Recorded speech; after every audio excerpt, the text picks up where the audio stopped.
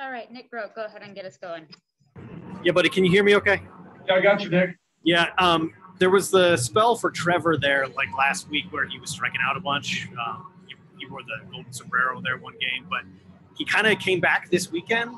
I know he's always a threat from the home run, but did you see some things that suggested he was headed there? Well, I thought his timing was getting closer.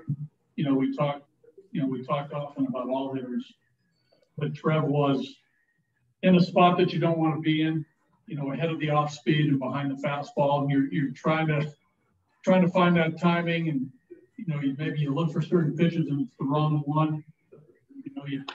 You're looking to get on the fastball, then here comes the off speed, or you're staying back, and it's a count that looks like it's going to be an off speed pitch, and then here comes the fastball. He was sort of caught in that trap. But the last few days, I thought the timing was better.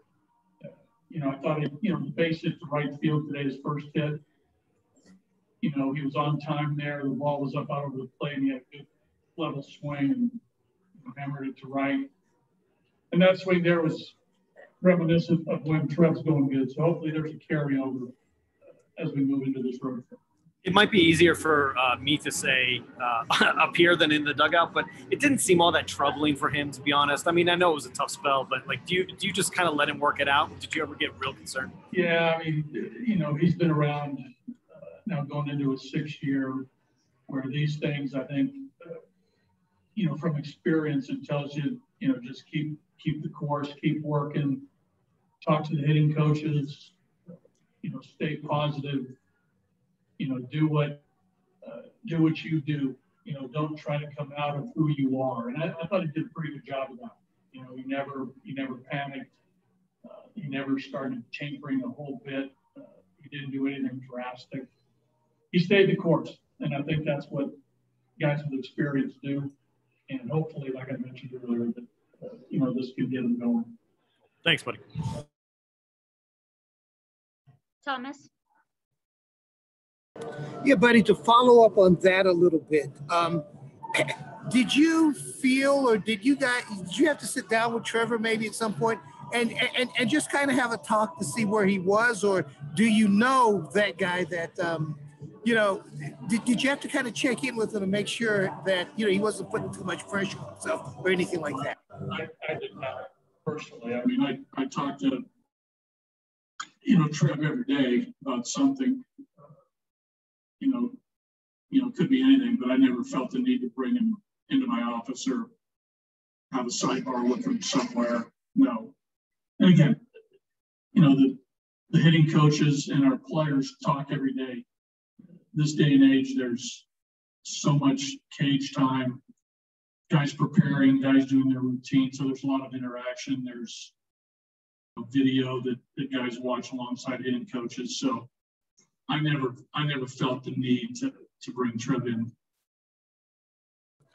And we talked about this, I think, the last time he had a big home run here, how he's really kind of bought into a very young team. And I know it can be tough when you've been to the playoffs a few times, but does it still seem that, he's still leading these guys, obviously not knowing what's coming? No, I saw in spring training, I saw, a little bit of a, elevation in his, leadership and what he does on a daily basis as it relates to the other players. He's more conversational with the guys. We saw that in the spring, and I think now he's more vocal in hitters meetings. He's more vocal in if we have a team meeting about something. So I've seen him express himself more than I ever have before, and that's a good thing. And sometimes, to come out of your comfort zone and, be maybe a little more vocal that maybe you haven't been in the past is, for me, encouraging. And it's a sign of maturity. It's a sign of, truly caring about where he is in the game now as a 6-year player on a team that has a lot of younger guys. It's been great. It's been great to watch. Last from me, you went to Gilbreth and Sheffield today. You've been going with some of these younger guys, last road trip, last homestand. I mean, to see them come through like that, what does it mean? And How much are you wanting to feed these guys these experiences? Well, you know, it's a great experience for these two in a close game. You know, we thought the matchup was good today for Lucas. And I think Chef's been, you know, throwing the ball well.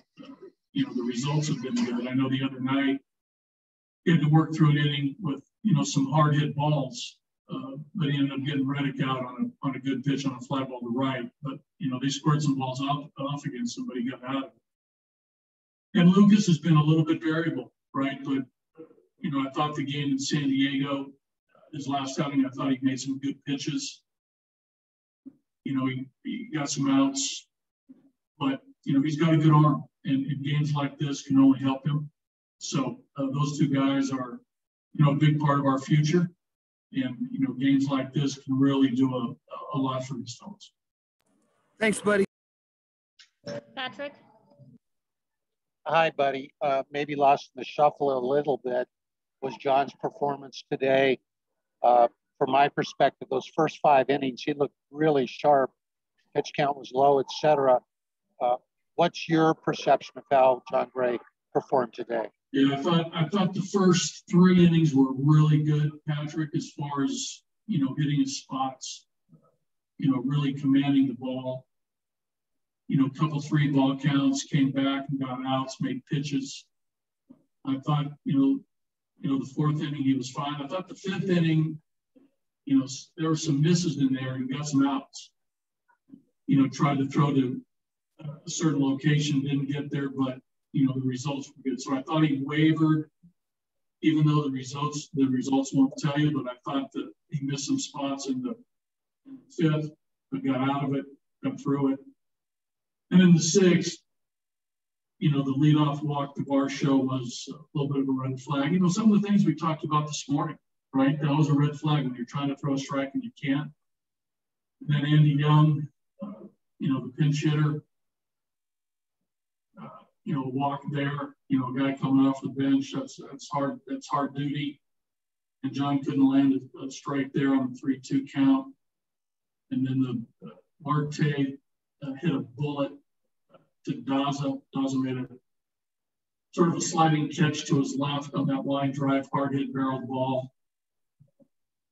So, you know, I saw the signs there, but then he sort of regrouped and got the last couple of guys out. But I'm sure if you talk to John, he's going to probably tell you that he sort of lost command a little bit, but then got it back those last 2 outs. It looked like those were good pitches. But and then, you know, I would have a decision make. That was a tie game, you know, whether to send him back out there. He probably had 1 more inning in him. Patrick had 85 pitches. You know, he's coming off a game where, you know, he struggled a little bit, 5+ and through 95.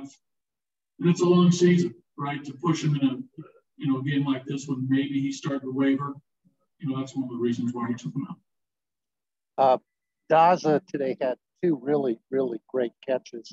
But I do want to ask you about him getting torn out the plate. Did he misread Garrett's deep double to right field? He wait too close to second base? Yeah, he went to tag up with 1 out, and that's a no-no. I mean, you have to know for sure that the guy's going to catch it. So when the ball went up, you know, Dawes will have to, you know, speak for himself. But, you know, in that play with 1 out, with the ball like it was, and you see the guy drifting, you got to be halfway there. You can't go back and tag. If he does catch it, you know, and tag, and you tag, you're at third base, and there's 2 outs. So you can't let what happened happen. You got to get halfway, and that, you know, that's a tough play. The sun, the wind, that was a base running mistake. Back to his 2 catches after that play against Reddick, what a phenomenal catch. He had to go a long way, you know, reached with his glove and made a great play. And then Marte's line drive, you know, there in the 6th off of John. That was a big play too. I mean, turned out to be a sack fly, but, you know, good jump on that, good read, and snared it. Thanks, buddy. Yeah. 2 more, we'll go Tracy, then Kevin. Okay, I Tracy. gotta go get on that plane. Yep. Yeah. Okay, Tracy. Hey, buddy. When you watch Bard, he gets in some dangerous situations the last few days, but the way he's able to come back in those situations, does that say anything in particular with all he's been through? Well, it should, continue to give him confidence. It's a hard job being a closer, as you know. You've been around a lot of good ones.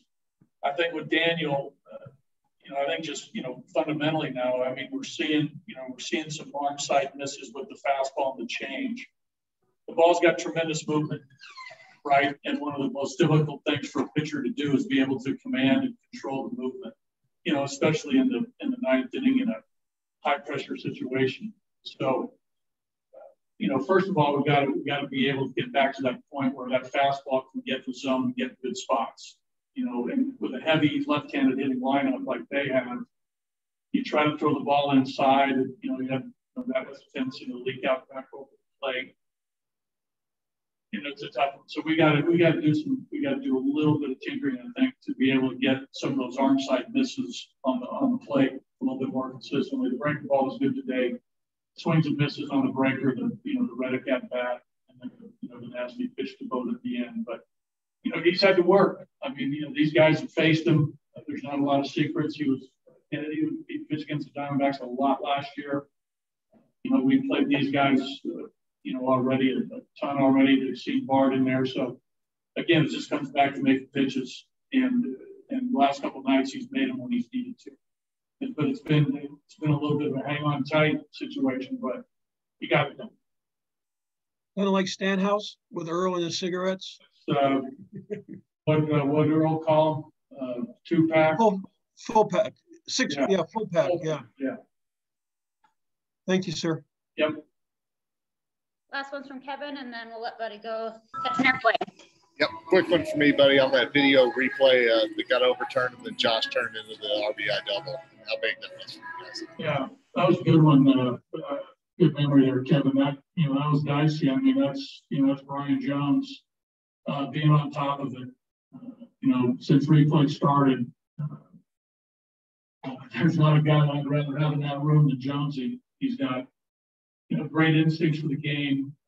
He watches intently, and that when you're in that room by yourself, because nobody can be in there, right? With all the new protocols and rules. I mean, he's in there solo, watching every pitch. He's logging he's logging stuff for our video department, which he's the head of, and also watching the game, and then be able to, watch it in real time, and then have the maneuverability that computer people have to slow-mo, rewind, and do it all within like 30 seconds.